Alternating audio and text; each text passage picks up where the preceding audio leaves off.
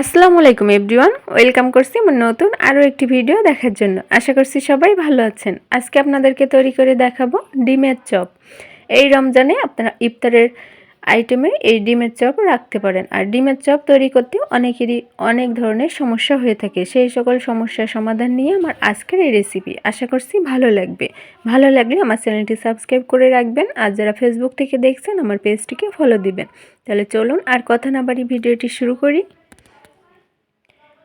প্রথমে আমি বেসনটা তৈরি করে নিচ্ছি। এর জন্য এখানে 1 কাপ পরিমাণ বেসন আমি নিয়েছি। এখানে ফ্রেশ বেসনটা নেওয়ার চেষ্টা করবেন। এর সাথে দিয়ে দিচ্ছি চাট মশলা বা চটপটি মশলা এখানে আমি দিয়ে নিচ্ছি। দিয়ে দিচ্ছি হলুদের গুঁড়া পরিমাণ মতো। এখানে সব কিছুই আমি 1 চিমটি পরিমাণ নিয়ে নিয়েছি। আর দিচ্ছি ভাজা জিরার গুঁড়া, সাথে দিয়ে দিচ্ছি ধনিয়ার গুঁড়া 1 চিমটি পরিমাণ, আর দিয়ে দিচ্ছি শুকনো মরিচের গুঁড়া 1/2 চা চামচ। সাথে এখন দিয়ে দিচ্ছি কালো গোলমরিচের গুঁড়া 1 চিমটি পরিমাণ। এর সাথে দিয়ে দিচ্ছি লবণ স্বাদ মতো। লবণটা একটু বুঝে দিবেন, তার কারণ ডিম আর আলুটা যখন রেডি করব তখন কিন্তু লবণ দেওয়া হবে। আর দিয়ে দিচ্ছি বেকিং সোডা 1 চা চামচের 4 ভাগের 1 ভাগ।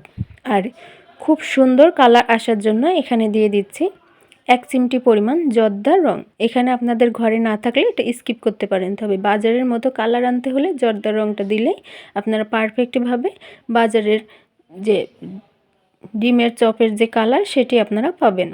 এখন এটি চেলে নিচ্ছি। অবশ্যই আপনারা চেলে নেবেন। এরকম যে দলা দলাগুলো ছিল সেগুলো আমি এরকম চামচ দিয়ে চেপে দিয়ে আবারও চেলে নিচ্ছি।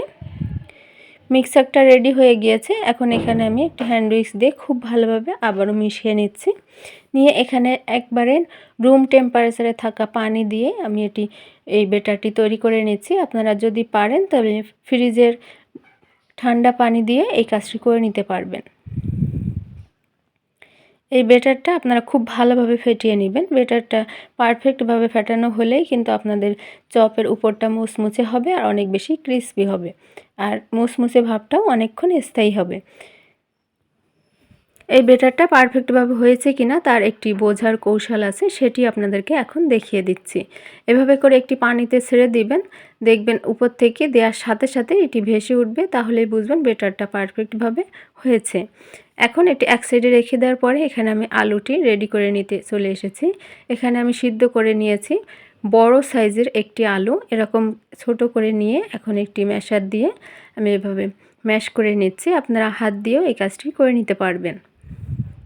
আর আলুটা অবশ্যই শুকনা করে নিতে হবে। তা আলুটা সিদ্ধ হয়ে গেলে তারপর পানি ঝরিয়ে নেবেন, দেখবেন আলুটা শুকনা হয়ে যাবে। আর আলুটা খুব ভালোভাবে ম্যাশ করা হয়ে গিয়েছে। এখন এই আলুটা আমি রেডি করে নেব। এর জন্য এখানে দিয়ে দিচ্ছি পেঁয়াজ বেরেস্তা। এখানে পেঁয়াজ বেরেস্তা দিলে ফ্রিজে রাখলে সেটা বহুদিন ধরে সংরক্ষণ করা যায়, আর কাঁচা পেঁয়াজ দিলে সেটা কিন্তু আবার অনেক সময় গন্ধ লাগে। সাথে দিয়ে দিচ্ছি লবণ আর হলুদের গুঁড়া 1 চিমটি পরিমাণ, আর চিলি ফ্লেক্স দিয়ে দিচ্ছি 1 চা চামচ। এখানে 1/2 চা চামচে 2 বার আমি দিয়ে নিয়েছি। এখানে ঝালের পরিমাণটা আপনারা অবশ্যই বাড়িয়ে কমিয়ে নিয়ে নেবেন। আর 1 চিমটি পরিমাণ দিয়ে দিচ্ছি চটপটির মশলা।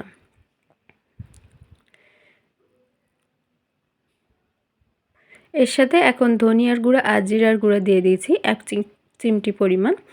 আর সর্বশেষ আমি এখানে দিয়ে দিচ্ছি রসুন বাটা 1/2 চা চামচ। দিয়ে হাত দিয়ে এই আলুর ম্যাশারটা খুব ভালোভাবে আমি মাখিয়ে নিচ্ছি।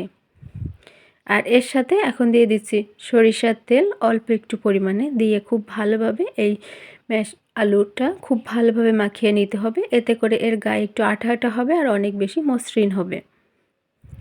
আলুটা খুব ভালোভাবে মাখানো হয়ে গিয়েছে। এখন ডিমটা কোট করার পালা। এজন্য আমি ডিমটা এরকম রাউন্ড শেপ করে কেটে নিয়েছি।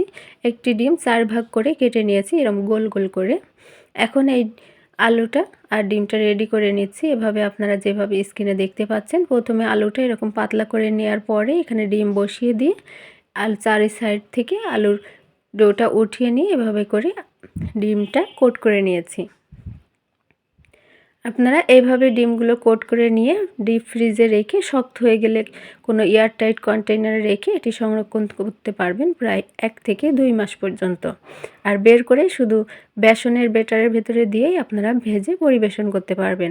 আমিও সেম একই কাজটি করব। এখান থেকে সবগুলো রেডি করে নিয়ে কিছুটা আমি ফ্রিজে রেখে দিব আর কিছুটা আমি ভেজে নিব।